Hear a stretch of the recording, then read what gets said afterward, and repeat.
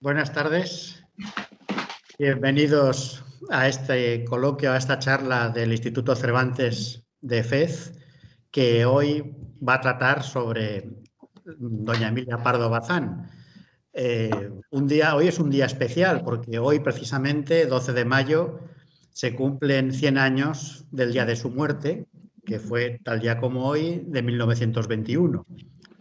Hay que decir que bueno, doña Emilia fue una persona muy trabajadora, muy prolífica y que estuvo escribiendo hasta prácticamente el día de su muerte, porque incluso un par de días antes, el día que empezó a sentirse mal, que era el 9 de mayo, acababa de escribir un artículo. Y curiosamente, no está clara la causa del fallecimiento, pero probablemente fue una secuela de la gripe del 18, porque que empezó como un resfriado, a los 2 o 3 días, pues acabó mal. En fin, lo cierto es que hoy es un buen día para recordarla y para que nuestra invitada Rosa Amor del Olmo nos hable sobre todo lo que quiera de ella, sobre su estilo, influencias, lo que ha significado como precursora del feminismo. Yo lo que voy a hacer es presentar a la doctora Rosa Amor del Olmo, para lo cual tengo aquí un pequeño resumen de su currículum, que claro, no ha habido más remedio que condensarlo al máximo, porque si no, nos pasamos todo el tiempo leyendo el currículum. Pero para que nos hagamos una idea, Rosa Amor es doctora en Filosofía y Letras, en Filología Hispánica, por la Universidad Autónoma de Madrid y doctora en Ética y Religión por la UNED. Lleva trabajando en el ámbito de la educación desde hace más de 20 años, impartiendo docencia en varias universidades públicas y privadas de ámbito nacional, como la Universidad Camilo José Cela, la Universidad Nebrija o la Universidad Autónoma de Madrid. Y en Francia, donde ha ejercido también en la Université de Nantes y en la Université Catholique d'Angers. Está considerada como una de las mejores hispanistas del mundo, especializada en la obra de Pérez Galdós. Ha publicado más de 30 libros en diversas editoriales y 34 números de la revista universitaria Isidora, Revista de Estudios Oceanos, que dirige desde 2005. Participa en numerosos congresos nacionales e internacionales como ponente, comunicante y en diversos debates para medios de comunicación. Y, por supuesto, mantiene una estrecha colaboración con Marruecos y su editorial, Isidora Ediciones, ha traducido varias obras al árabe de Pérez Galdós. Así que hoy, aunque no está físicamente en Marruecos con nosotros aquí en FED, pero desde Madrid, que estás en Madrid ahora, sí, Sí, sí. pues está con nosotros igual y bueno, yo pues no sé si darte la palabra a ti, Rosa, o a ti, Maribel, para que iniciemos ya la charla que nos ocupa. Maribel. Sí, bueno, bienvenidos todos los que estéis escuchándonos. Y como sabéis, a causa del centenario de la muerte de Emilia Pardo Bazán, se van a realizar diferentes actividades dentro de lo que es la red del Instituto Cervantes. Todas ellas van a llevar por nombre la habitación propia de Pardo Bazán, y eso no significa que no haya una multitud de actividades diferentes. Por ejemplo, el próximo jueves día 20 en el Instituto Cervantes de Tetuán también hay un club de lectura en el que van también a tratar una obra adaptada de Emilia Pardo Bazán y al que también estáis invitados. Y ya veréis que todos los centros van a hacer diversas actividades, todas bajo el mismo título, pero muy diversas. En todo caso, lo que sí que hemos querido en el Instituto Cervantes de FEZ es hacerlo coincidir con esta fecha, porque realmente es el día en el que se celebra el centenario de su muerte. Y precisamente Rosa Amor del Olmo fue la que nos lo comentó y la que dijo que sería un bonito detalle. Así que muchas gracias, Rosa, porque seguro que tenías más pretendientes para estar hoy dando una conferencia. Muchas gracias a vosotros. Bueno, lo que tenía que decir lo he escrito y ya está, lo han publicado y así ha sido hoy. No, bueno, tampoco soy la única. Yo quería empezar, o sea, me gustaría a lo mejor ¿por qué os llama la atención? O sea, si hay algo de Emilia Pardo Bazán que os choque, digamos, desde el punto de vista cultural, cuando se vive en otro país, hay veces que piensas, dices, bueno, ¿y por qué esta persona, bueno, lo ves desde fuera, ¿no? Ha podido llamar la atención o por qué realmente quién se apodera, ¿no? de las figuras literarias, o sea, ¿qué es lo que se conoce a lo mejor, ¿no? En el mundo, ahí, claro, en el hispanismo de Marruecos y también de Latinoamérica, o sea, ¿qué se conoce de ella, ¿no? ¿Cuál es la referencia general? Me gustaría eso saberlo para arrancar. Bueno, por desgracia, a lo mejor últimamente lo que más se ha ido a hablar de Emilia Pardo Bazán ha sido de sus amoríos con Pérez Galdós y de hecho es lo que más ha salido en prensa.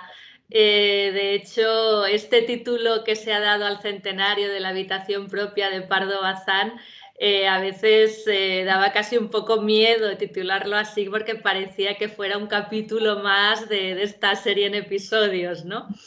Pero yo creo que lo que sería interesante es ver cómo ella, siendo mujer y en una época en la que todavía quedaba mucho por hacer al feminismo, llegó a ser una gran influencia en los literatos de su época.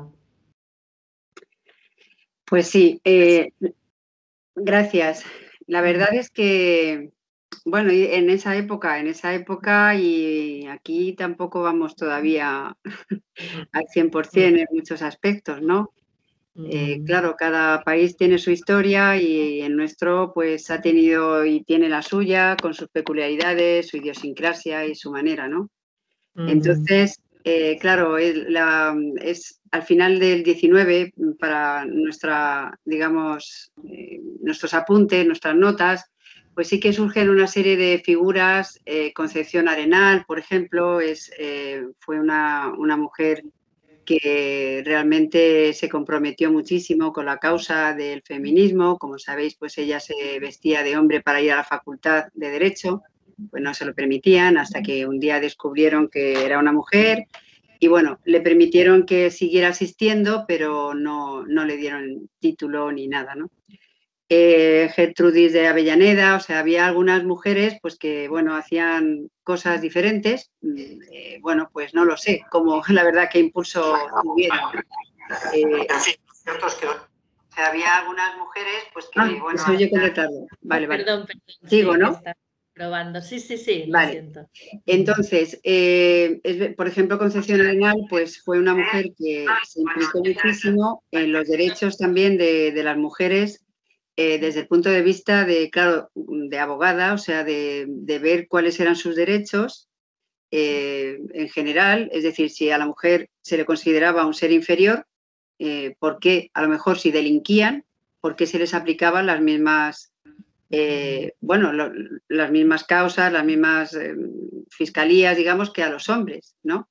Cuando ellas tenían otras circunstancias pues bastante más complicadas, o sea que eran cosas que no tenían mucho sentido. Por ejemplo, Concepción Arenal pues iba a las cárceles, bueno, fue una mujer que impulsó muchísimo. Entonces, ya en el siglo XIX, ya en general, y en toda Europa comienza el movimiento más activista, ¿no? Sobre defensa de la mujer, de la igualdad, en este caso. La emancipación está por otro lado, o sea, porque eso luego ya se gestiona un poco en función de cada país y de la idiosincrasia de cada país, pero sí que de momento era una igualdad de derechos, pues para poder votar, para poder hacer algunas cosas que era imposible, ¿no? Y eran imposibles especialmente también en las mujeres casadas, casi era peor que en las mujeres solteras. Entonces surge hacia 1950 esta mujer, 51, que nace en Galicia y bueno, tiene su vida privada. A mí no suele gustarme mucho, pero bueno, hay veces que es verdad que según cómo va tu propia biografía, pues así construyes el resto de las cosas que a uno le suceden, ¿no? Cuando a uno le trasladan de una ciudad a otro, pues a otra, eso ya lo sabéis, pues hay algo, ¿no? Que va a ser nuevo y que no sabes qué puerta abres y no sabes lo que dejaste a lo mejor hasta que pasa el tiempo. ¿no? Entonces, claro, ella, pues sí, nace en una familia acomodada, pero más bien nace en una familia cuyo padre la anima, digamos, a que se culturice, ¿no? O sea, a que ella, pues, que en su casa tenga acceso a, pues, a libros y a instrucción, ¿no? A tener ciencia e instrucción en esa casa donde viven, ¿no? En ese pazo de Meirás, que es el que se conoce ahora también por asuntos que, bueno, otros asuntos, ¿no? Y ahí es donde ella se nutre, pues como en general suele pasar, no siempre, pero en general, si hay alguien en tu casa que te abre un camino, solo con que pongan una pequeñísima, digamos, semilla, tú vas a querer hacer otras cosas. Entonces, ella, lo que le sucede es eso, que con 15 años, 16 años, pues conoce a un joven, a José Quiroga, y se casa con él. Él tenía 19, ella 16. Bueno, pues eso también era propio, ¿no? de la época, pero bueno, no dejamos de reconocer que es una edad a lo mejor muy joven para, depende no sé, las capacidades, ¿no? De la mujer y sobre todo en este caso de las oportunidades perdón, que ella iba a tener. El primer paso, creo yo, fundamental para Emilia Pardo Bazán, que la distingue de otras mujeres, a lo mejor, que es lo que le sucedió también a Benito Pérez Galdós y lo que le sucedió también a Valera, porque Valera era diplomático, pues es que viajaron. Entonces, salir de tu país en esa época y ir a conocer otros países, pues ella además tenía no solo facilidad para los idiomas, sino que tenía, bueno, el tesón de ponerse a, digamos, a hablarlos, ¿no? A mejorarlos. Entonces, ella misma, bueno, pues mejora el francés, también estar en París, porque va con su familia a ese periplo de meses por toda Europa, aprende el alemán, aprende el inglés, o sea que es una mujer que, bueno, que no es fácil, ¿no? Porque de entender ese tipo de inercia, ¿no? De, bueno, voy fuera, fuera de España y resulta que me voy a aprender todos los idiomas que pueda. No sé si eso hoy en día muchas personas lo harían, a lo mejor no. Vamos fuera y no hacemos ese esfuerzo de aprovechar la circunstancia, ¿no? Entonces, su primer paso, a lo mejor con el mundo de lo literario, pues es con un estudio crítico de las obras del padre Feijó, y esto le sucede a ella en el 76, o sea que nace en el 51, es bastante joven, y bueno, pues gana ese certamen, compitiendo también con Concepción Arenal, bueno, y a partir de ahí que ella publica un libro de poemas que se llama Jaime, es el único libro de poemas que tiene dedicado a su hijo, pues entra en contacto, pues claro, con Francisco Giner de los Ríos y con aquellos pedagogos, filósofos, profesores, ¿no? Que él era también discípulo de Julián Sáenz del Río, y crearon la Institución Libre de Enseñanza, y bueno, después de ese periplo europeo, pues ¿dónde van a acabar? Pues acaban en Madrid, ¿no?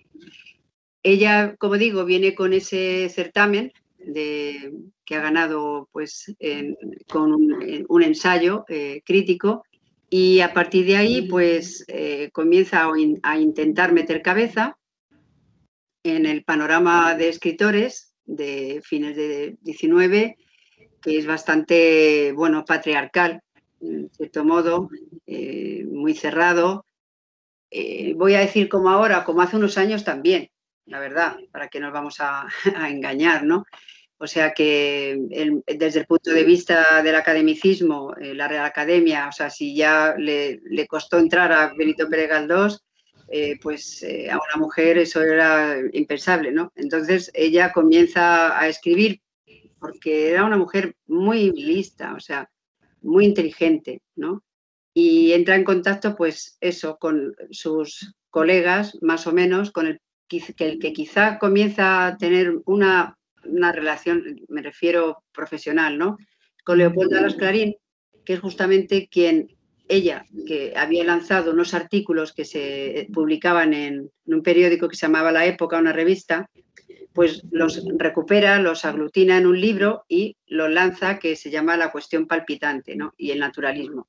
Ese libro, claro, no es un libro que sea una novela, no es un libro, digamos, ñoño, ¿no? Por decirlo así. Decir, ay, bueno, venga, las mujeres lo que tienen que hacer es escribir cositas, ¿no?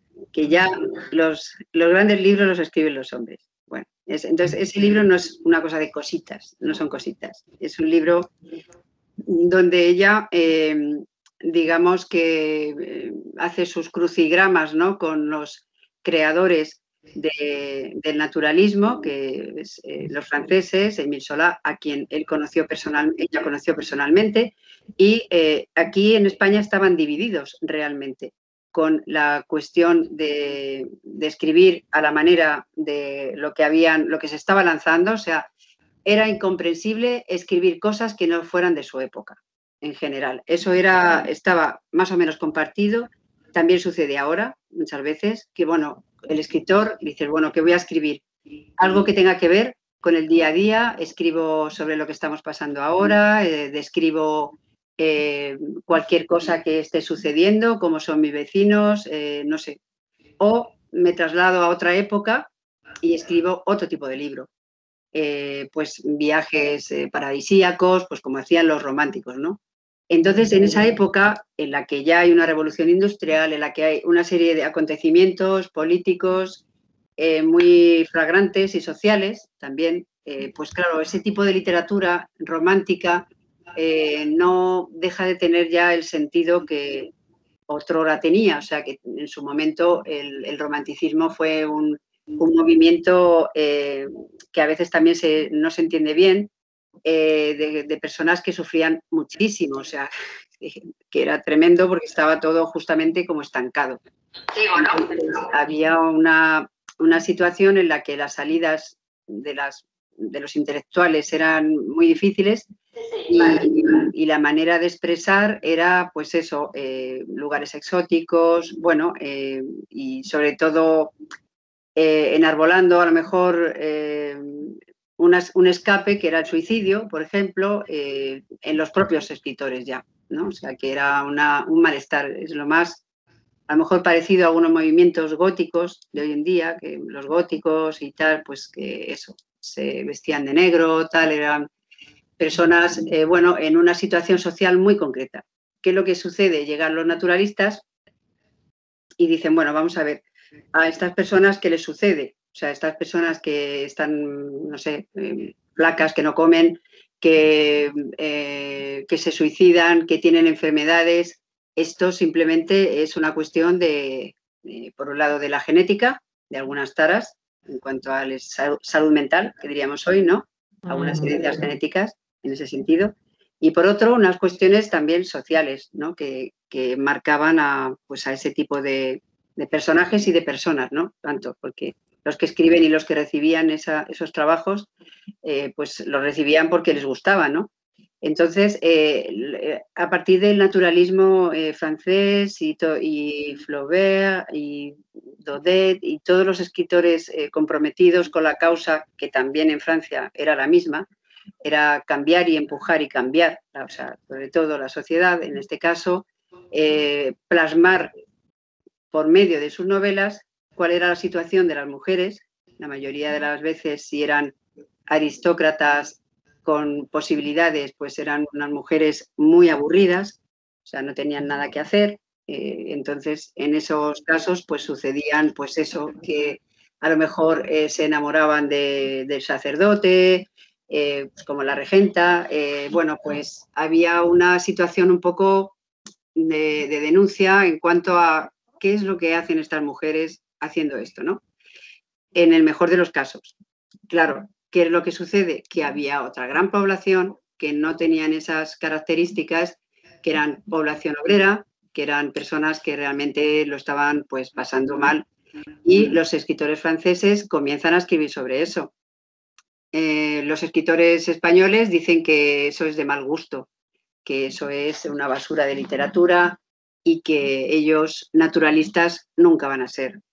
Entonces, es verdad que cada movimiento se circunscribe al todo de cada país, o sea que, bueno, había esa inquietud, pero los franceses lo vieron así, también tuvieron muchos detractores en Francia, pero entre ellos, pero en España, pues las cosas no terminaban de funcionar. Cuando yo trabajaba en Francia y hablábamos de escritores naturalistas, no podían comprender para nada que una escritora naturalista, como en el principio es Emilia Pardo Bazán, fuera católica. Bueno, era ultracatólica, por ejemplo, eso no les entraba en la cabeza, ¿no? Era algo que no... Y claro, si se mira bien, la mayoría de las veces buscamos que la persona sea acorde con lo que escribe y lo que hace. Y eso a veces, no lo sé, a mí siempre me causa un poco de dudas, igual con los políticos y con todo. O sea, queremos que lo que tú lanzas a la sociedad, pues también lo practiques en tu casa. Y yo eso no lo sé, simplemente digo, sería cuestión, o sea, es motivo de otro debate, ¿no? En la vida privada de las personas o la vida pública, en este caso, de escritores y demás. Bueno, son dos opciones completamente distintas que no siempre van a ir de la mano porque la persona por sí misma es contradictoria y dentro de esa contradicción, pues uno como persona puede ser el más contradictorio del mundo, ¿no? Pero tampoco tienes por qué estar como pasando exámenes en ese sentido, ¿no? O sea, un artista dice, bueno, ¿a ti te gusta mi obra? Bien, pues entonces ya está, ¿no? Lo que yo haga por la noche, si me pongo a rezar o no, o lo que sea. Porque ya es como querer profundizar demasiado, sobre todo con figuras que ya que no están para defenderse, ¿no? Entonces, es un poco hurgar también en las correspondencias y todo eso. Que bien, yo he ido incluso cuando he investigado mucho con mi tesis y demás sobre Galdós a la Casa Museo, que en su momento, claro, hace tantos años no había otra forma, tenías que desplazarte y veías, ¿no? Pues las cartas las tenías en la mano y para mí eran unos materiales pues muy sagrados, ¿no? Era incluso con los manuscritos también, ¿no? Los manuscritos pues son también, o sea, son una materia muy sagrada que, bueno, están ahí, pero sirven para los estudiosos, ¿no? Los manuscritos están llenos de tachaduras, se ve si escriben del tirón también o no.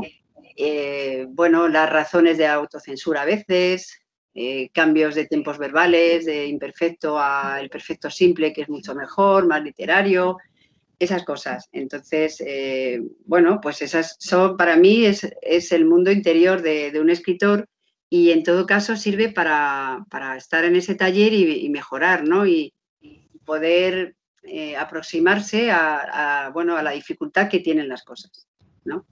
A cómo las personas, en este caso los escritores, se pueden llegar a sentir. Pero ya a lo mejor de ahí a publicar eso, yo soy un poco, bueno, siempre me he manifestado en contra, de no ser que sean eso, correspondencia que acompañan a fechar algo, a que sirvan y que den, o sea, que tengan un respaldo, ¿no? Para poderlo utilizar, a mi modo de ver. La correspondencia amorosa, eso ya es punto final, porque normalmente no aporta nada. A lo mejor cuestiones de léxico, por ejemplo, ¿no? Repasando, hay una carta que le escribe Emilia Pardo Bazán a Galdós, cuando Galdós ha escrito una novela que se llama Realidad y la va a hacer teatro, y ella le dice mi Ojirris. Entonces, él incorpora un personaje que se llama Ojirris. Bueno, puede haber un detalle así, más o menos gracioso, que claro, ya podemos ver que esa idea se la da Emilia Pardo Bazán, ¿no? Por ejemplo, que, bueno, ahora hablaremos de eso, de esa relación, pero en general creo que son muy útiles cuando acompañan a un estudio serio y respetuoso de algo, ¿no? De poner en contexto. Entonces, bueno, ella escribe esa cuestión palpitante y Clarín escribe un prólogo a esa obra. Entonces, bueno, ¿qué es lo que sucede? Que mientras esos artículos ella los había estado desperdigando un poco aquí y allá, pues de repente al verlos recopilados en un libro, pues algunos, claro, pues se revolvieron bastante contra ella, ¿no? Pereda, todos se revolvieron. Galdós no, tengo aquí una carta que la quería leer porque, bueno, es cortita, ¿no? Simplemente, pues, es del 83 y le habla hace tiempo que pensaba escribir. A usted, se hablan de usted.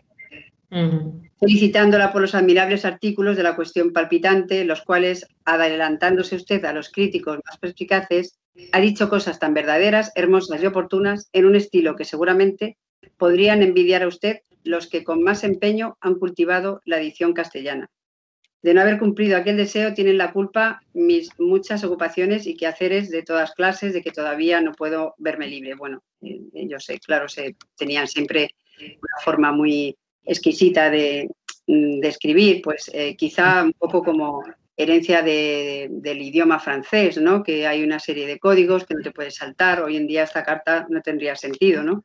Quizá con 3 letras se hubiera resumido. A lo mejor esta carta, ahora con motivo del telegrama que tuvo usted la bondad de dirigir a los organizadores de la fiesta del 26 de marzo, bueno, él la felicita. Soy de los primeros y más vehementes admiradores de sus escritos, ¿no? Entonces, y le agradece la gratitud por haberlo hecho, por haberse lanzado a escribir así. Y bueno, Pérez Galdós es muy caballero en ese caso y la felicita realmente, bueno, pues intelectualmente de corazón, por decirlo. A partir de ahí, pues se arma un poco de revuelo porque a ver quién es esta que viene ahora a decirnos si tenemos que saber más de los escritores de fuera o no, algo completamente español, por decirlo así, muy típico. Incluso es que llamaban la pornografía francesa, ¿no? Y la literatura atea. O sea, esto era lo que se decía que esta mujer traía y Galdós también. Entonces, claro, eso es un poco de momento incómodo, cuanto menos. Es como, no os habéis enterado, pero vale. Y ella tiene ese comienzo ahí en la literatura naturalista, Galdós también. La Desheredada es la obra más naturalista, o una de las obras más naturalistas, tiene bastantes, ¿no? Y siempre se ha dicho que el naturalismo francés es al realismo español. Aquí, bueno, no se llega a lo mejor en algunos aspectos a las descripciones, ¿no?, que pueden hacer los franceses, pero que tampoco las sociedades eran iguales. Por lo tanto, Germinal, bueno, es una obra muy potente. Aquí no sé si se podría haber hecho ese tipo o paralela, ¿no?, ese tipo de obra. A lo mejor Galdós escribió Marianela, por ejemplo, que habla de eso. También, por supuesto, Emilia Pardo Bazán. Y hablan de la cuestión minera y hablan de muchas cosas, ¿no? Y claro, ahí surgen esos personajes que hay que darles su naturaleza como tales, que es su naturaleza realista. Y claro, pues se estudian esos caracteres, son personajes muy estudiados psicológicamente al máximo y justificados también por razones de determinismo social, por razones genéticas y por razones, pues, incluso del azar o por razones también de cierta represión religiosa. Todo eso está ahí, ¿no? En esos personajes principales del naturalismo y del realismo, porque las fronteras están, bueno, un poco dependiendo de por dónde tiremos. Entonces ella, lo complicado de entender es que no es una escritora que dice, bueno, pues yo voy a publicar mis cositas, ¿no? Así, bueno, estos cuentecitos, bueno, un articulito sobre la moda. No, o sea, ella lo que hace es meterse a fondo con la forma, lo que estaba sucediendo con esa cuestión palpitante de cómo se estaba escribiendo aquí, qué es lo que se estaba escribiendo, y vamos a apostar por este tipo de novela experimental donde los personajes son unos personajes psicológicos, o sea, donde hay unos caracteres y donde hay una serie de problemas muy profundos que hay que reflejarlos, ¿no? Hay que ponerlos ahí. Y escribe, pues a partir de ese momento, después de la cuestión palpitante, dice, bueno, pues esta es la mía y ahora os vais a enterar, ¿no? Porque seguro que ella tenía que decirse eso. Seguro que en algún momento decía, pues os vais a enterar.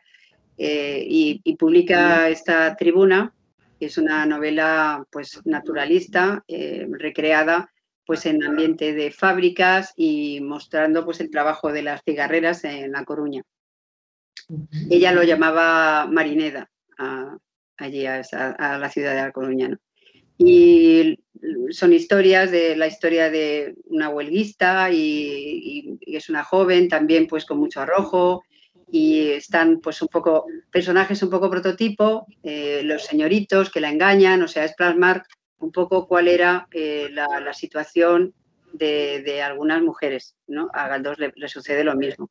Lo que hacen es relatar lo que está sucediendo. Por eso, si la sociedad daba un final tremendo, triste y así, pues lo que no tenía sentido era que, por ejemplo, Isidora de la Desheredada o esta protagonista de La Tribuna, que da a luz un hijo, pues eso, no reconocido, bueno, pues que no lo van a sacar a hombros. Quiero decir que lo que correspondía con eso era pues que una acabara en la prostitución, la otra acabara en el suicidio o en la anulación social, en fin, claro, entonces eso había mucha gente que no le gustaba leerlo, no querían saber que esas cosas existían. Claro. También, si se piensa, en la actualidad sucede lo mismo. O sea, hay algunos escritos pues, que directamente pues hay gente que dice que son cosas de mal gusto, que es sacar lo peor, porque tienen a lo mejor pues, una concepción de la literatura, en este caso también de entretenimiento, pues bueno, que te saque de la realidad y que te transporte a lugares muy maravillosos y que todo sea bonito y bueno, que no quieres a lo mejor saber lo que está sucediendo. Entonces, por esos años, a partir de estas obras que ella comienza a lanzar, teniendo en cuenta que es una mujer pues muy especial, porque ella era muy militante, digamos, del conservadurismo y también de la religión católica y además, pues muchas personas no entendían cómo podía ser ultracatólica y a su vez tener las bases del determinismo social y de Darwin y todo eso, ¿no? Que lógicamente va completamente en contra del Antiguo Testamento y de una serie de cosas, ¿no? Entonces, bueno, quizá ella, bueno, yo tengo siempre mi teoría y es que para ella eran dos ámbitos completamente diferentes, ¿no? O sea que ella, bueno, pues que ella tuviera una serie de creencias, vamos a suponer, las que sean, hay hombres que las tienen, pero eso no quiere decir que tú, desde el punto de vista de la sociedad o de la militancia política o de lo que sea, no ayudes a que las cosas mejoren, a poner leyes, pues no sé, a lo mejor en tu vida privada no abortarías, vamos a suponer, pero sí que apoyarías una ley, ¿no? Entonces es un poco, ella estaba en esos dos territorios, digamos, esos dos campos complicados, porque se tiene esa costumbre de aglutinar todo en una persona y entonces, bueno, señor, yo no escribo mi biografía, ¿no? O sea, yo escribo cosas que a lo mejor yo no sería capaz de hacer, pero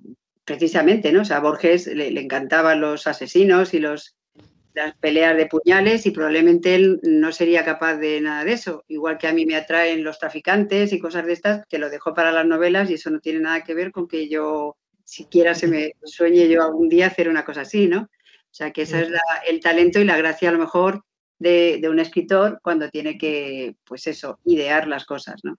Y ahí es cuando, bueno, conoce a Pérez Galdós desde el principio, como digo, él con bastante respeto por ella. Es que Galdós apreciaba mucho a Emilia Pardo Bazán y sobre todo la consideraba, o sea, la admiraba.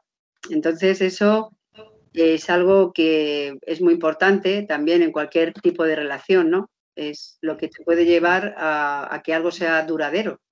y es a sentirse admiración uno por otro, ¿no? De hecho, pues continuaron con su amistad siempre. Ella murió, pues eso, al año de morirse Galdós. Y da igual si tenían encuentros sexuales o no, lo que sea, ellos seguían escribiéndose y por muchísimos años se influyeron en sus escritos y en su forma de pensar, ¿no? Entonces, claro, ella sigue publicando, sigue escribiéndose de una forma también pues muy, bueno, un poco escondida, ¿no? Porque ellos eran bastante conocidos en Madrid, su figura, ¿no? Iban por la calle y eran conocidos. Había muy poca gente en ese momento, ¿no? Y claro, pues por eso siempre tenían esas cartas con esas claves. Nos vamos en Palm Beach, número tal, que era pues en la calle de La Palma, y ahí tenían sus citas y todo eso. Bueno, pero yo que he leído, bueno, mi forma de verlo, desde luego, es que aparte de esos encuentros, más o menos, era la amistad y el respeto que se tenían y lo que se influyeron el uno en el otro, ambos en las dos direcciones. Eso es lo que a mí me gusta sí, me entretiene. Y Emilia Pardo Bazán era una gallega y Galdós era un canario. Entonces, cuesta mucho reflejar cuando tienes que escribir cómo hablan las personas sin tú... ella tenía mucho léxico gallego, ¿no? Miquiño, muchas cosas. Y él también tenía sus canarismos y bueno, hay que estar con mucho oído, ¿no? En esa época y bueno, pues tienen que estar para poder reflejar con exactitud. Eso es la novela realista, reflejar con exactitud. Que cada uno hable, ella lo dice en algunas cartas, voy a hacer como están haciendo otros compañeros, ¿no? Reflejar exactamente cómo hablan las personas. Por eso se introduce en la lengua coloquial en el discurso escrito, que es muy difícil, pero surge ahí, por eso es el comienzo de la novela contemporánea, con la manera de cómo Galdós, Pardo Bazán, después se unen a ese carro otros, ¿no? Valle Inclán, el discurso coloquial, que por ejemplo para los alumnos extranjeros es muy complicado de entender cómo se puede mezclar tantos estilos en un mismo texto, ¿no? O en un mismo propósito. Pero eso es lo verdaderamente activo y revolucionario de esa forma de escribir, ¿no? El reflejar esa manera de hablar y de cómo actúan las personas, que no sea solo la descripción o la mirada del autor, sino que se ponen a hacerlos activos. Y en esa época, digamos, de relaciones, Galdós ya tiene su mirada puesta en el teatro, no se atreve mucho y bueno, pues que lo que sucede que Emilia Pardo Bazán, que viajaba mucho y que no se perdía una, en el caso de, pues va a la Exposición Universal de Barcelona y allí pues tiene una aventura, por decirlo de alguna manera, bueno, yo creo que más que aventura, pero en fin, con Lázaro Galiano y de esa, claro, Galdós se entera, yo creo que si no se hubiera enterado, a lo mejor ella se hubiera callado un poquillo, lo hubiera ocultado, pues porque a lo mejor tenía una mentalidad quizá varonil, los hombres hacen eso. No vamos ahora tampoco a tirar de los pelos, ¿no? Lo ocultan y entonces ella, pues en principio lo quería ocultar, que tuvo ese encuentro amoroso, que decía que se sentía perseguida, amada, bueno, y entonces se lo confiesa a Galdós, se lo confiesa. Y Galdós, bueno, escribe esa obra realidad, que justamente la protagonista es una mujer casada que cae en el adulterio, ¿no? Por decirlo así, cae. No sé si se cae o lo haces porque quieres, pero bueno, relata esa vida, ¿no? Pues se enamora del mejor amigo de su marido, o sea que eso fue un hito muy importante y una apuesta muy grande también por Galdós de poner eso sobre la escena española con las convenciones que había en ese momento, ¿no? Y en esos ensayos estuvo Emilia Pardo Bazán, ayudándola muchísimo, ayudándole, y además ella, sabéis que cuando se separa amistosamente de su marido y fallece su padre, José, pues tiene una herencia y ella pues coge y hace una revista que se llama Nuevo Teatro Crítico, que está en línea, está en el Cervantes. Y ahí podéis ver, pues, bueno, ella hace 30 números, es una revista pequeñita, pero bueno, ella sola, así como el que quiere. Pues, bueno, pues un poco como yo con Isidora, pero todavía yo digo, yo tengo que superar a Emilia Pardo Bazán, por lo menos si ella ha hecho 30, yo tengo que hacer más, porque si no, vamos a ver, va a quedar la cosa en que seguimos igual, pero bueno, en algunos aspectos. Pero ella, pues nada, era más pequeñita, bueno, tiene una revista muy variada, se puede consultar y sobre todo se puede consultar pues porque da una visión muy acertada de lo que estaba sucediendo en el panorama de la escritura y demás. Entonces, ella escribe muy bien sobre realidad y le ayuda a Galdós a la puesta en escena.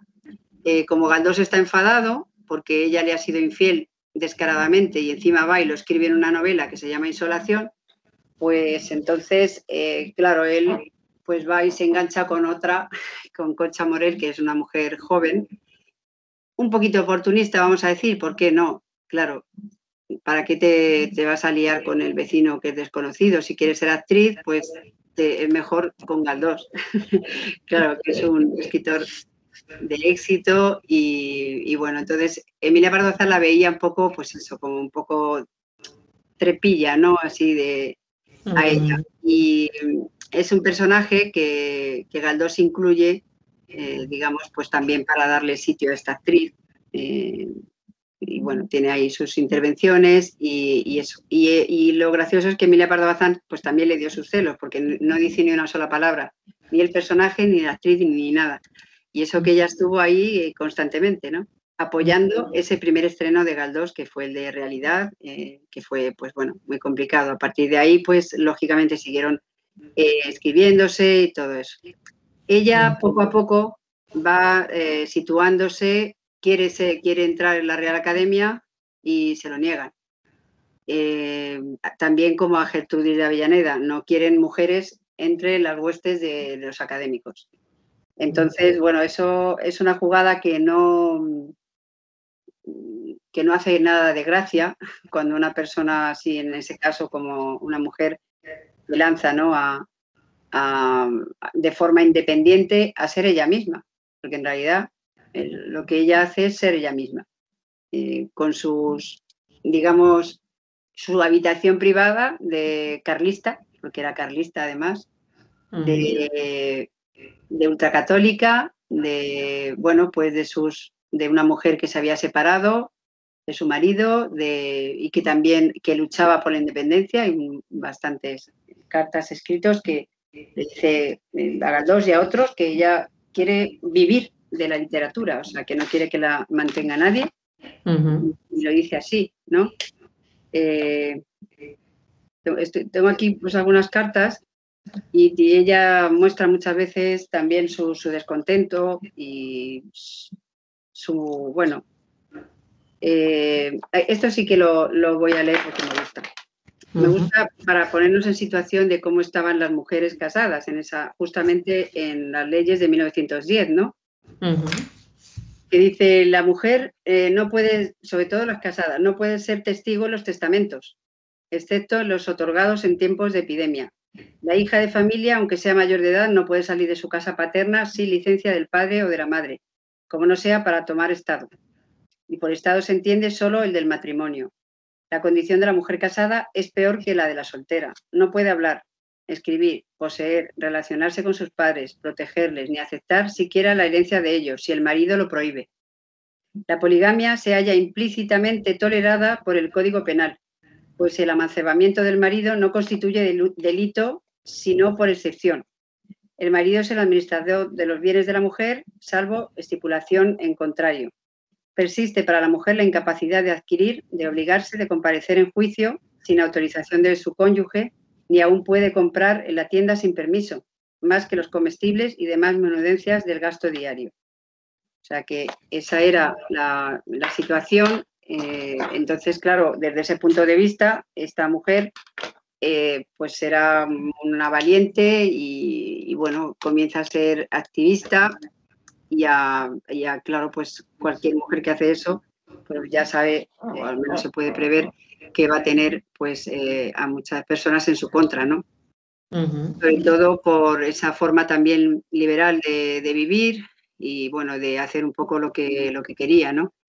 ¿Cómo era activista? Pues creó la Biblioteca de la Mujer, con su revista también de Nuevo Teatro Crítico, y tiene al menos, pues yo no lo sé, pero por lo menos 1.500 artículos repartidos de todo tipo de orden, ¿no? En ese sentido, la colección Biblioteca de la Mujer está bien, también hay que estar como lanzando como un barco, ¿no? Con su escora entrando ahí en el mar.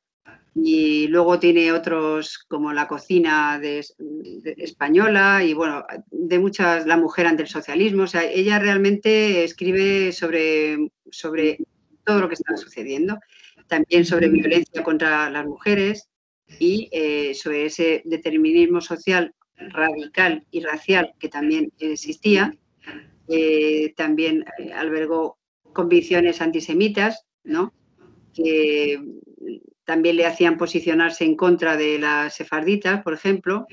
Esta joven que digo que tiene un amorío con Galdós era una chica judía, ¿no? Entonces, bueno, ella tenía, por un lado, su manera de pensar, por la razón que sea, pero por otro, no para de batallar en favor de esos derechos y de poder lanzar un nuevo estandarte para que las situaciones puedan cambiar, ¿no? Y sobre todo olvidar atrás esos atavismos, y su lucha estaba muy dirigida hacia la instrucción. El resto de las mujeres, como Concepción Arenal y Gertrudis de Avellaneda o Sofía Casanova, hay muchas. Ella, lo principal era que las mujeres pues tuvieran acceso a la cultura. Era muy difícil y muy complicado porque no se podía. Entonces, una vez que ya has probado, tienes ese granito, como digo, esa semilla, pues ya ella, claro, estudia el ruso, se entera bien de cuál es el espiritualismo y toda esa nueva tendencia que estaba ahí. Comienza el naturalismo, realismo, y a su vez las corrientes espiritualistas de Tolstoy y de Dostoyevsky, de todos los autores rusos, que es ella y no otra persona quien se encarga de exponerlo en el Ateneo. O sea, las cuestiones del espiritualismo ruso, y también se enganchan casi todos los escritores. También Galdós, por supuesto, con obras como Misericordia, Nazarín, Alma, y claro, por ejemplo, Valera había sido diplomático, había estado en Rusia y no se le ocurrió hacer nada de eso.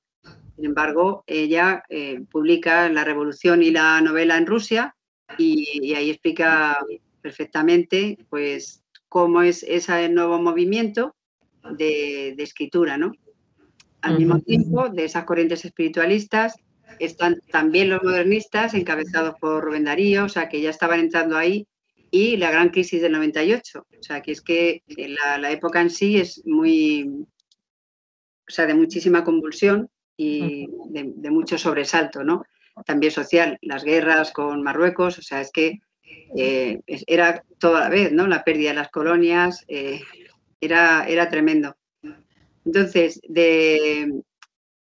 quizá en ese hueco que ella quiso hacerse como fuera, consigue dirigir la Cátedra de Literatura del Ateneo, que se lo conceden en 1906, algo así, y ahí ella, siempre que hablaba, todos la tenían que escuchar, al final, ¿no?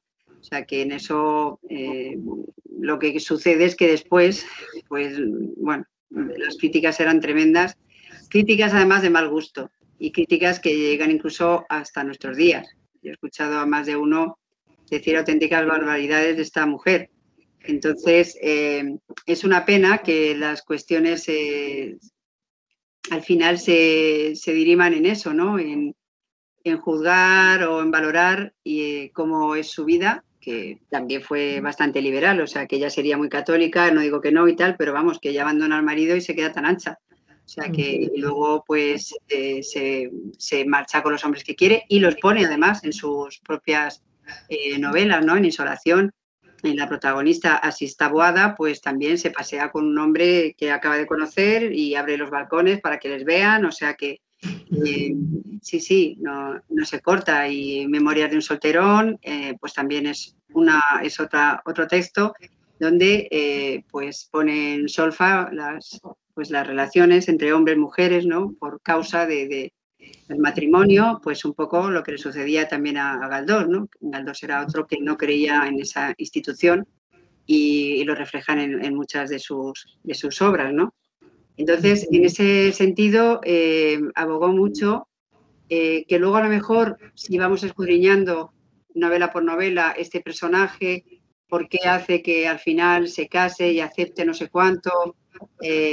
Claro, es que si estamos escribiendo en un estilo que refleja la realidad, pues entonces no podemos incluir otra serie de cosas, porque no es una novela romántica, así al uso de entretenimiento, donde la protagonista va a conseguir cosas que son impensables. No. O sea, que hay veces que hay que ser pues fiel a lo que se está retratando.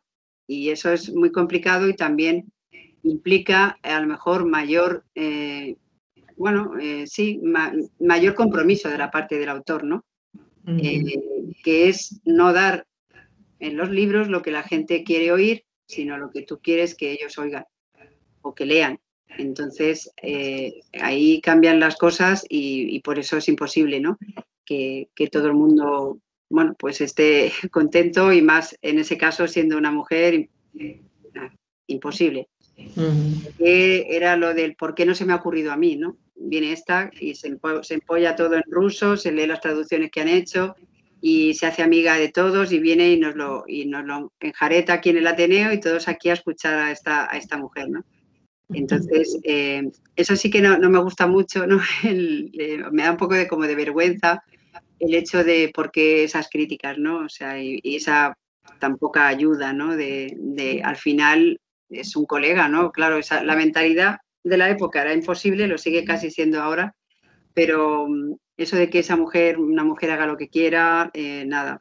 Y que nos venga aquí a decir cómo la moda, cuál es la moda de escritura, qué es lo que está pasando fuera, eso no se admite mucho. Y la verdad es que fue pionera en todo. Disculpa, tenía incluso algunos compañeros que habían colaborado con ella, como Leopoldo Alas Clarín, que posteriormente se convirtió también en enemigo. Exactamente el motivo de toda esta gente que la criticaba, aparte de por su vida y por la poca gracia que hacía al ser mujer, etcétera, a nivel literario, ¿habían algunos comentarios, no sé, podríamos decir con cierto fundamento, o al menos opiniones que fueran muy enfocadas a lo que era su literatura? Sí. Bueno, no tenemos, digamos, el testimonio, pero así escrito, pero todos podemos darnos cuenta de que, por ejemplo, el caso de Leopoldo Alas Clarín, pues a él probablemente, que también era otro egocéntrico. A ver, no digo que los escritores todos seamos egocéntricos, no, pero sí que a lo mejor puedes verte ofendido simplemente porque has mandado un libro y no te han dado recepción. Pues muchas gracias de tu libro, me lo he leído, me ha encantado. Por ejemplo, alguien no hace eso y ya te pones así. Y yo creo que eso le pasó a Leopoldo Alas Clarín con su obra La Regenta, que realmente Emilia Pardo Bazán no escribió nada de esa obra. Y yo creo que eso ahí a lo mejor le sentó un poco mal, porque Galdós le envió también prólogo, pero tardó mucho en enviárselo. Bueno, pues estaría muy ocupado o la razón que sea. Y claro, Clarín necesitaba eso y bueno, pues a lo mejor fue ese el motivo o simplemente el hecho de que ella a lo mejor pues vendiera más, vamos a suponer, comparado con otros. Valera es muy mordaz, o sea, Valera es destructivo cuando habla de ella, ¿no? Incluso hablan de que cómo le iban a dar la butaca de la Real Academia si su circunferencia no cabía en una silla, cosas así, ¿no? O sea, bueno, un poco ya descarado. Desde el punto de vista de la escritura, hay alguna obra que sí que se centra más en Madrid, pocas, pero casi todo ella a lo mejor lo centra donde lo conoce. Y lo que conoce es a lo mejor el ambiente de Galicia. Eso, quizá ella no tuvo a lo mejor esa visión de hacer a lo mejor, bueno, las obras un poco más, más universales, ¿no? Que ese es un poco a lo mejor lo que sucede a Galdós, que lo centra en Madrid y, bueno, en realidad las historias y esos personajes no son solo de Madrid. Al final uno descubre que son personajes universales. Quizá creo que eso es lo que a lo mejor a ella le faltó por ser tan fiel a lo que ella conocía. A lo mejor, pues, quizás fue un poquito provinciana en el sentido de que son cosas muy de la tierruca, ¿no? De la morriña y de las cosas de allí de Galicia, y ella tenía la técnica perfectamente porque escribía, como digo, en muchísimos periódicos, cuentos, pionera en la novela policíaca y en La gota fría, por ejemplo, y en el suspense, cuentos de Navidad, bueno, tiene una colección de cuentos, yo creo que más de 600, y tiene una gran obra, ¿no? En ese sentido. O sea que sí, ella escribía muy bien, pero, como digo, quizá a lo mejor el enfoque, es verdad que la regenta tampoco tiene por qué centrarse en Madrid, pero hay veces que, bueno, la proyección que da Clarín a la regenta se asemeja más a Flaubert y a los autores franceses, ¿no? Quizá dando ese tinte de universalidad y de menos costumbrismo. Quizá a lo mejor ella en ese punto, pero vamos, que son poco por decir, ¿no? Yo creo que, pues eso, a lo mejor le faltó el compromiso de ella con respecto a otros autores. A Galdós sí que como le aplaudió, digamos, y apoyó mucho, y a lo mejor tenía que haber hecho lo mismo con otros. No lo sé. Igual era por ahí, o simplemente que ella tenía más éxito y que además era una mujer, y bueno, pues eso no era impensable, ¿no? O sea que en eso... De hecho, tenemos un comentario en nuestro chat de Elena, que precisamente dice eso: eran escritores machistas, una mujer no puede vender más que un nombre, y ridiculizarla era una forma de situarla en un plano inferior. Pues sí, así es. Luego, además, lo que después sucedió, pues eso, con Franco y todo eso, no le valió de nada, no le sirvió el ser católica, o sea, porque, o sea, no... Por eso digo que es que al final la vida personal, lo que a algunos sectores de la sociedad le molestaba era lo que escribía, no lo que ella hacía en su obra, y en este caso, pues si ella era muy católica, pues la tenían que haber aceptado y no la aceptaron, o sea que... porque luego ella pues era también liberal en su forma de vida, ¿no? Y en cómo sacó la cara por otras mujeres. Eso es importante. Y también convenció en ese sentido a Galdós, claro, en muchos aspectos convenció de esa situación, ¿no? El propio Galdós tenía que verse a escondidas, con siempre todo bajo la capa del ocultismo, del engaño, de todo así, porque no era imposible que eso sucediera, no había divorcio, no. Entonces eran unas circunstancias que, pues muy complicadas para la mujer. En el momento que Galdós tiene pues varias amantes, una de ellas, Emilia Pardo Bazán, pues puede verlo, ¿no? Concepción Arenal también, o sea, había algunas mujeres que realmente estaban meditando mucho y escribiendo textos muy importantes. Muy bien, pues no sé si algunos de los asistentes a esta videoconferencia quiere hacer una pregunta. De momento tenéis todos desactivados el micrófono, pero vosotros mismos lo podéis activar. Si alguien quiere hacer alguna pregunta concreta, será bienvenida. Y si no, podéis utilizar el chat, que de hecho Elena ya lo está utilizando. Y no sé si mi compañera Paula quiere comentar también algo de los comentarios de Facebook. Pues sí, en Facebook nos comentan desde Tetuán una pregunta de Almudena. No sé si Almudena prefiere hacérsela tú directamente a ella.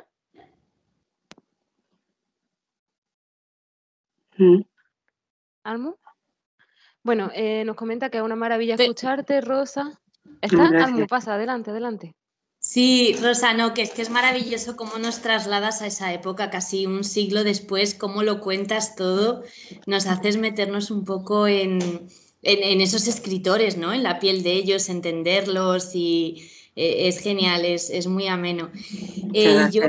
Gracias a ti, me gustaría preguntarte si en las novelas de Pardo Bazán, por ejemplo, Los Pazos de Ulloa, Insolación, no sé si hay como un punto erótico para las novelas de la época o un poco subidos de tono, porque, no sé, así ha sido como una primera percepción. Luego también la serie de televisión que se estrenó en el 85 de Los Pazos de Ulloa.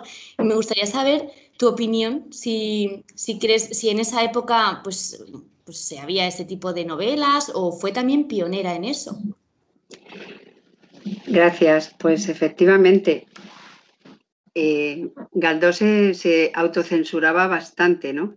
En sus novelas, por ejemplo, para explicar que en Fortunata y Jacinta no tenían relaciones, o pues daba como pistas, o sea, decía pues tenían 2 camas en la habitación, o el marido no la frecuentaba, por ejemplo, que dice en el manuscrito. O sea, que no se acostaba con su mujer, por eso se iba con otras, tenía amantes, por eso. Pero sí que Emilia Pardo Bazán era un poquito más lanzada en ese caso. Y sí que pone, o sea, plantea y muestra a lo mejor circunstancias, sensaciones y situaciones también en las que fluye todo eso. En esa época en el que los aspectos eran muy formales también para escribir. El propio Galdós también, o sea que el hecho de que se escribieran de usted en las cartas y demás es que probablemente pues eso, luego tenían una relación.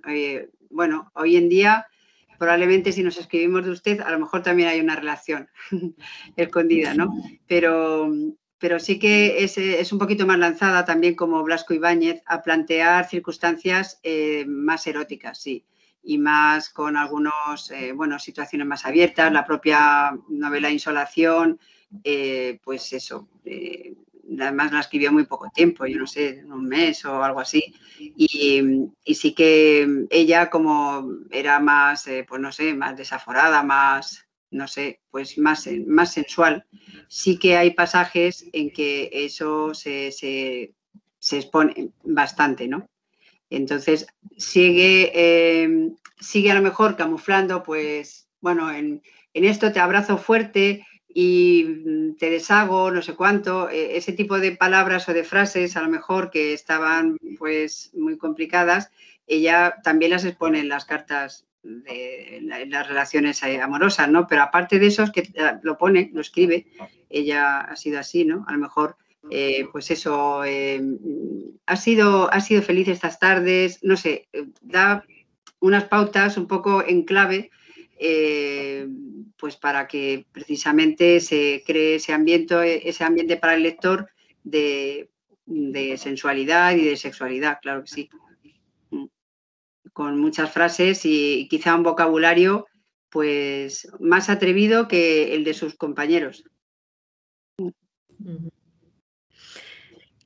Tenemos también, Rosa, una pregunta de Josele que nos dice: ¿quién sería hoy Emilia Pardo Bazán? Pues la verdad es que yo veo, primero que ha habido un cambio importante, ¿no? en nuestra historia de vida. La primera mujer que entró a la Real Academia fue Carmen Conde, y quizá a lo mejor no hoy, serían aquellas las que empezaron a entrar a ser académicas de la lengua, fueron las que rompieron esa lanza en algo que a ella se le prohibió, digamos, que es ser académica, ser miembro numerario de la Real Academia. Entonces, a lo mejor las primeras que entraron y las que siguen entrando en la actualidad pueden ser esas Pardo Bazán, porque donde ella destacaba realmente era pues en la visión del mundo, en la crítica literaria, en ser también periodista, o sea, aglutinaba pues todas esas formas de escritura que tienen una recepción amplia, ¿no? Como es eso, escribir sistemáticamente en periódicos y escribir sobre cuestiones de pura crítica, ¿no? También en el 1916 la hacen por fin doctora del departamento de la Universidad Central, hoy en día la Complutense, y claro, ese tipo de situaciones hoy en día son más frecuentes, el que haya un reconocimiento, ¿no? Una anagnórisis, o sea, que se pueda ver, ¿no? La trayectoria de alguien y que eso se valore. Hoy en día yo no lo sé. Desde el punto de vista académico sí que hay muchas en ese caso y hay muchas, bueno, algunas en el Ateneo también que vamos y hablamos. Yo me incluyo porque voy muchas veces, esa es la verdad, pero tampoco es lo mismo, tampoco es el mismo contexto, aunque el Ateneo es un lugar muy especial y muy concreto, pero no es el mismo contexto que entonces, aunque hay muchos elementos todavía en común, ¿no? Entonces, ahí, desde ese punto de vista, lo que a ella le quedó por hacer, pues eso, que a lo mejor fuera también candidata al premio Nobel, como lo fueron otros, y como algunos lo consiguieron, por ejemplo, Benavente o Echegaray, que no digo que no sean buenos escritores, por supuestísimo, pero ella también tiene obras buenas, o sea, simplemente si le negaron la candidatura a Galdós, a ella ya se sabe, ¿no? Pero sí que haber conseguido algo más, ¿no? Dentro de eso, el avance. Entonces, la sensación es que lo que ella fue consiguiendo era muy personalizado, era muy para ella y no tanto para a lo mejor que otras pudieran haber accedido a eso, ¿no? También estaba por ahí Blanca de los Ríos y había otras escritoras, pues eso, que estaban relegadas ahí, escondidas y muy invisibles. Entonces, sí, hoy en día la pregunta esa de quién sería Emilia Pardo Bazán, pues hay muchas. De momento lo que le quedó fue eso, ser académica y poder tener en vida un poco más de reconocimiento y no tanta crítica por el hecho de ser mujer. O sea, si no te gusta lo que escribo, pues vale, no pasa nada, pero no por ser mujer, o sea que... Y en ese momento estaban las cosas así. Elena nos comenta cuánto le debemos a Pardo Bazán por ser una mujer valiente y nos dice que sin duda ella abrió puertas a otras Bazanes. La verdad es que sí, porque ella luchaba mucho porque la mujer tuviera acceso a la cultura y tuviera instrucción, no para decirlo, es incluso pesada en el sentido de ese valor de que la mujer tuviera una educación, que es realmente el conflicto que había, ¿no? Que las mujeres no iban a la escuela. Entonces, mientras las tengas analfabetas, claro, las puedes dominar. En el momento que ya tienen acceso a la cultura, pues entonces ya ahí pueden brillar igual que un hombre, ¿no? Nadie dice que no te va a costar trabajo, por supuesto que sí, pero ese valor de poder acceder a una cultura es un valor hoy en día que no tiene precio. Por eso hay veces que los institutos y demás, cuando ves que no están motivados o que no tienen interés y demás, dices, madre mía, ¿qué más hubiera querido cualquiera, ¿no? Poder recibir clases de todo, enterarte de dónde está el mundo, dónde se sitúa Quito, yo qué sé, saber de todo y tener acceso a aprender idiomas, eso es increíble, o sea, es un valor que hoy en día no se le da porque ya parece que está muy conquistado, pero hay que pensar que todavía hay muchísimas mujeres que no están en esa línea, no tienen acceso y hay que intentar que la sociedad vea que la instrucción para la mujer y la cultura en la mujer no la convierte en enemigo, ni la convierte en un ser que no pueda participar en la sociedad. Más todo lo contrario, o sea, lo va a hacer bien porque lo va a seguir haciendo muy bien, igual que lo hace, pero va a ser una persona feliz porque va a saber muchas cosas y no va unido a ser un enemigo. Y con este caso de Emilia Pardo Bazán, lo que al final uno entiende es que esta señora era una enemiga, porque era una mujer culta, era una mujer luchadora y porque sabía hablar en los lugares donde solo lo hacían los hombres. Por lo tanto, era una enemiga. ¿Cuál es la conclusión? Pues nada, que las mujeres no pueden estudiar porque se van a convertir en mujeres como Emilia Pardo Bazán. Es así. Ha sucedido también con otras, Marguerite Duras y otras francesas. O sea, al final, pues no quieren que las, yo qué sé, no sé quién quiere, quién no quiere, pero alguien no quiere. Le da mucho miedo que una mujer pueda tener cultura y pueda hacer lo que quiera, ser ella misma. Ser ella misma. Al final. Tenemos también un comentario, vamos a ver si consigo ver, sí, de Marina, que nos dice que quizás su título nobiliario le facilitó el vivir su vida a su manera, a pesar de que el machismo le impidiera tener un reconocimiento como escritora. Por supuesto, eso es un privilegio que, de no haber sido así, porque Concepción Arenal pues también venía de, o sea, evidentemente una mujer obrera del proletario, era muy difícil que llegara ahí, por no decir imposible. Entonces, todas amamos a Emilia Pardo Bazán, pero no nos representa porque no, las que estamos luchando como todas, desde las bibliotecas, desde todos los lugares por la cultura, no somos condesas. Entonces, claro, eso es una situación que ella, a ver, en petit comité yo podría decir que podría haber hecho más. O sea, que podría haber, al tener las posibilidades económicas y la preparación suficiente, podría haberse implicado mucho más.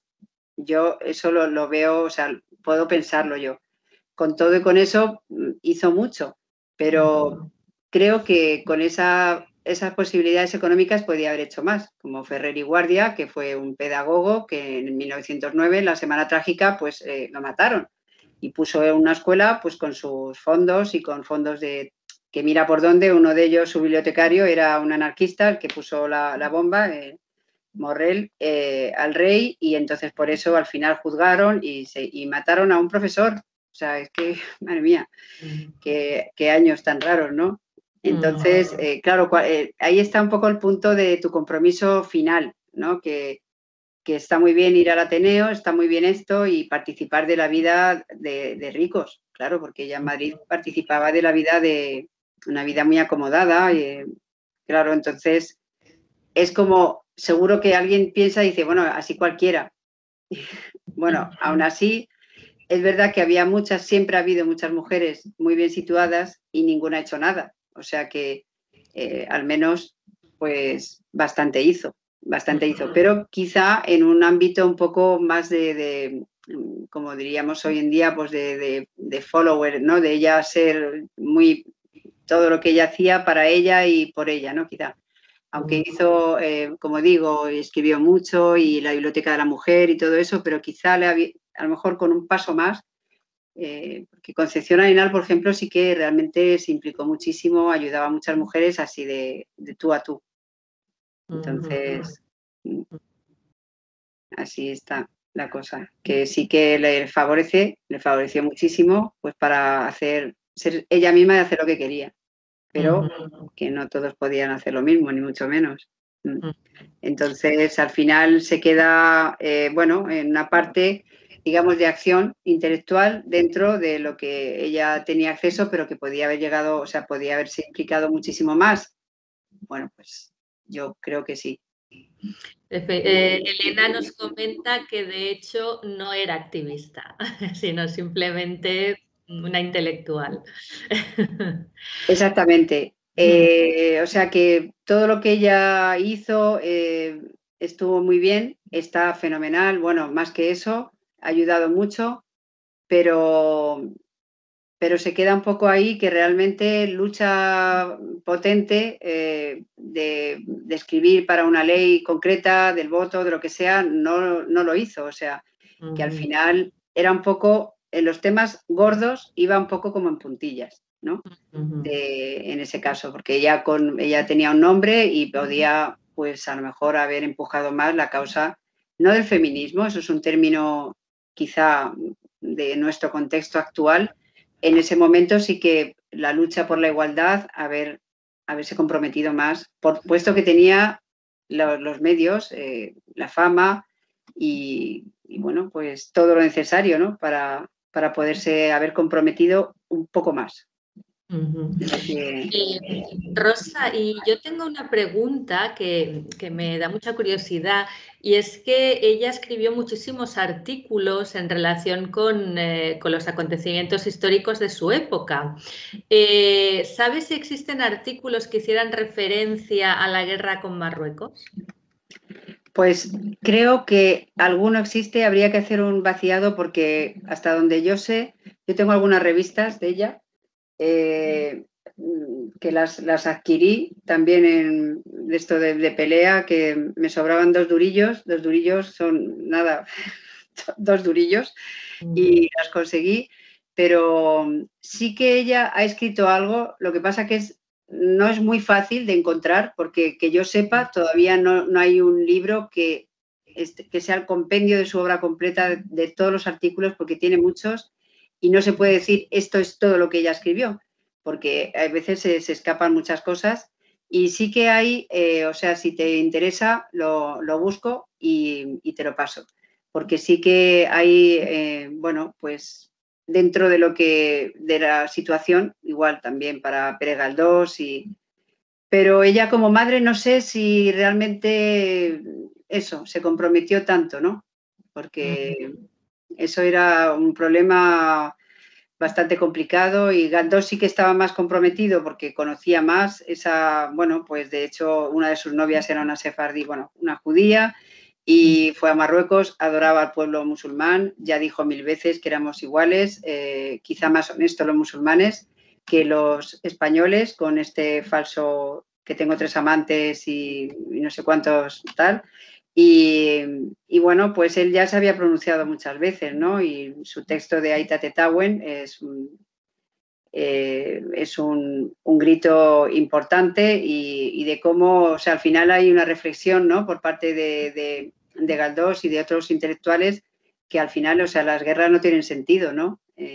Como dije, mi propio bisabuelo estuvo en la guerra de Marruecos y realmente, o sea, son juegos de políticos que al final son esas madres que sufren de mandar a sus hijos y en el otro lado exactamente igual. Y esas reflexiones algunos sí que las hicieron y quizá a lo mejor ahí sí que como madre, porque ella tuvo 3 hijos, ¿no? Sí que a lo mejor creo que tenía que haberse lanzado más en ese sentido, a explicar realmente qué está pasando y que sea la que fuera, que hubiera sido la voz de las madres, ¿no? Que era lo que sucedía, igual también para mandarlos a América, ¿no? Los que tenían dinero pues pagaban y no iban a la guerra y los que no tenían dinero iban. Y claro, eso es una injusticia de tal calibre que, pues eso, se lía la de San Quintín, como se suele decir, en 1909 y por esos años, fruto de esa manipulación, ¿no? Que es que las madres estaban realmente, o sea, yo hablo de las madres, o sea, que de ese sentimiento, esa impotencia de no poder hacer nada, desde el punto de vista de poder influir, ¿no? En la sociedad. Y ella sí podía influir. Estaba también Blanca de los Ríos y bueno, pero claro, desde hoy día, como dice Elena o alguna dice, pues es que al final era una señorita bien. Entonces esos problemas se reflejan en una novela, pero de ahí a que tú te dejes la piel en defenderlo, hay un paso grande. Sin duda. Bien, pues no sé si alguien más tiene alguna pregunta para Rosa Amor del Olmo o lo vamos a dejar aquí, que ya llevamos contigo bastante tiempo. Sí, bueno. La verdad es que yo os animo porque ella escribe muy bien. O sea, si buscamos el tipo de escritura, o sea, escribe muy bien. Tiene una escritura, o sea, con una soltura, un dominio de las expresiones y de cómo estructura las novelas. Está todo muy claro, muy organizado, es muy buena en eso. O sea, que es lo que hay que valorar, ¿no? Al final, claro. Su trabajo como escritora, vamos, buenísima, muy buena. Rosa, si tuvieras que recomendar a alguien que nunca ha leído ningún libro de Emilia Pardo Bazán, tuvieras que recomendar un título, ¿cuál sería? Pues claro, depende un poco de la sensibilidad de las personas, porque en eso hay veces que hay lectores que no quieren ese impacto, ¿no? Tan brutal de ese reflejo de las circunstancias de muchas personas, también psicológicas, ¿no? Pazos de Ulloa es muy buena, es muy buen texto. La Tribuna también. Insolación. O sea, son 3 obras que mínimo. Los cuentos son muy amenos. Hay cuentos policíacos muy divertidos y las novelas policíacas, artículos. Ella era muy buena haciendo cuentos y le gustaba además. O sea que sí, podríamos decir que La Tribuna, Pazos de Ulloa, Insolación, son 3 novelas que no son muy largas y bueno, y está muy bien.